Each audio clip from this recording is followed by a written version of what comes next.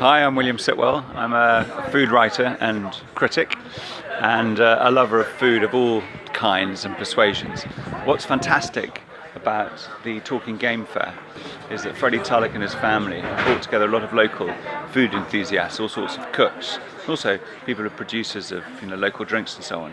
And what they're doing is, it's a wonderful thing.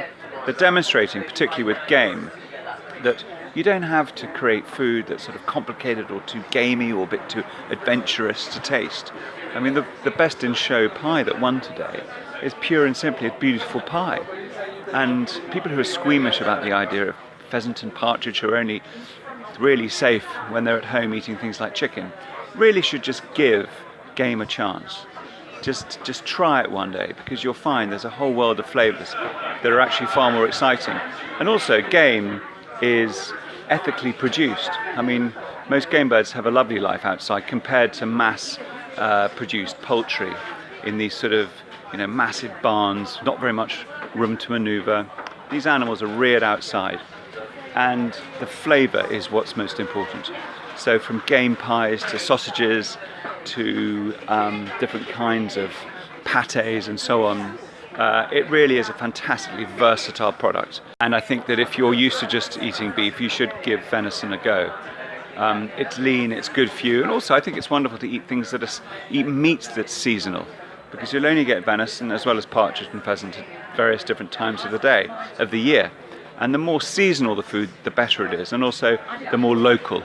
The closer you are to the origin of the food, the better it tastes, and I know that's a fact.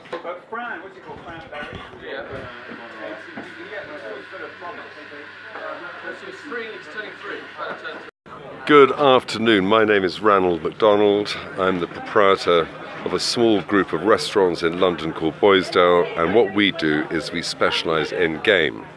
We specialise in game because it is delicious and nutritious, and it comes from the country and it tastes of the country, and nothing is better to eat than game. And it's really thrilling to be at the Queen's today. I'm surrounded by game and game eating people, and everyone's having a lovely time. There we are. Simply breasted pheasant. Worried about the origins of your meat, you should eat game, because you know where it comes from, what it's eaten, and how it has lived. And it's lived a free life and a good life, and it's great on the plate. My name is Bill Knott. I'm a food writer. I've been a food writer and a chef for the last 30 years, in one way or another. And I've stumbled across this wonderful The Talking Game Fair. I remember when I was a kid that I always thought pheasant or whatever, you'd sort of hang it in the garage until the tail feathers fell out and it started pulsing with maggots, really, really high and stinky. And game just isn't like that anymore. Nobody likes it like that. It's actually just a really tasty, low-fat alternative to chicken or beef or anything else. And many of the recipes that you have, I made a squirrel ragu the other day. I mean, these are birds and furred game that live off the land and take plenty of exercise and don't touch drugs. I mean, that's what I call clean living.